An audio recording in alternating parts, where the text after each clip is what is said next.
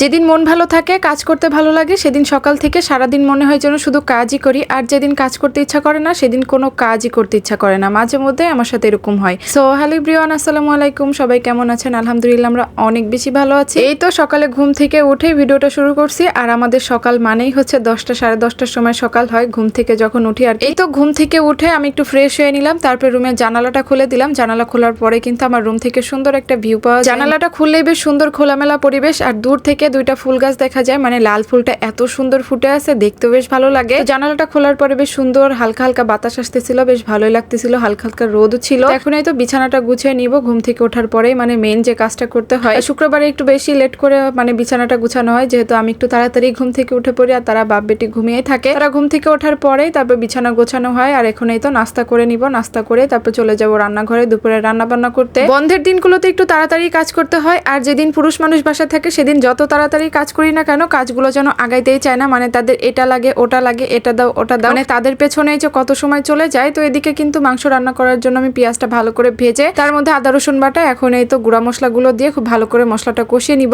ঝাল ঝাল করে মুরগির মাংস ভুনা করব। এই মাংসটা আমার কাছে ভুনা করলেও বেশ ভালো লাগে, আবার আলু দিয়ে ঝোল করলেও বেশ ভালো লাগে। তবে ফার্মের মুরগিটা আমার কাছে কেন জানি মানে তেমন একটা ভালো লাগে না, খুব কমই খাওয়া হয়। তো মুরগির মাংসটা এখন খুব ভালো করে কষিয়ে নিয়ে একদম ভুনা ভুনা করে রান্না করব। পাশের চুলায় এই তো ডালটাও রান্না করে নিব।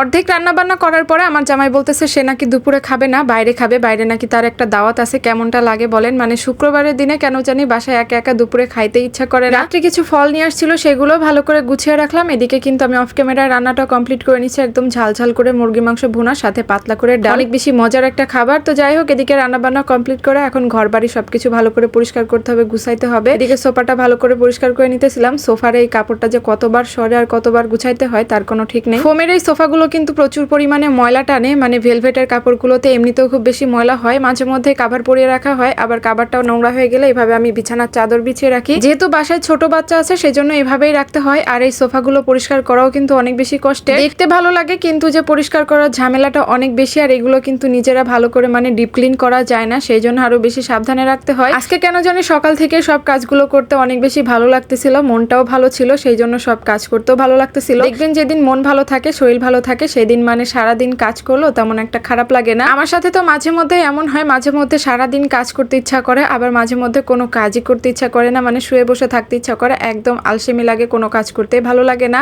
একটা রুম ভালো করে গুছিয়ে রেখে তারপরে তো আরেকটা রুমও ভালো করে গুছিয়ে নিলাম। তারপর গোসল করে খাওয়া দাওয়া করে নিব। আর এটা হচ্ছে সন্ধ্যার দিকে একটু ফল কেটে নিতেছিলাম। একটা ভিডিও নিব কিন্তু ইনার জন্য নিতেই পারতেছিলাম না, বারবার চলে আসতেছিল, সেই জন্য অর্ডারের উপরে রেখেই ফলগুলো কাটতেছিলাম। একটা ভিডিও করার জন্য যে কত কিছু করতে হয়, যারা ভিডিও বানায় তারাই জানে। তো সবাই ভালো থাকবেন, আল্লাহ হাফেজ, টাটা।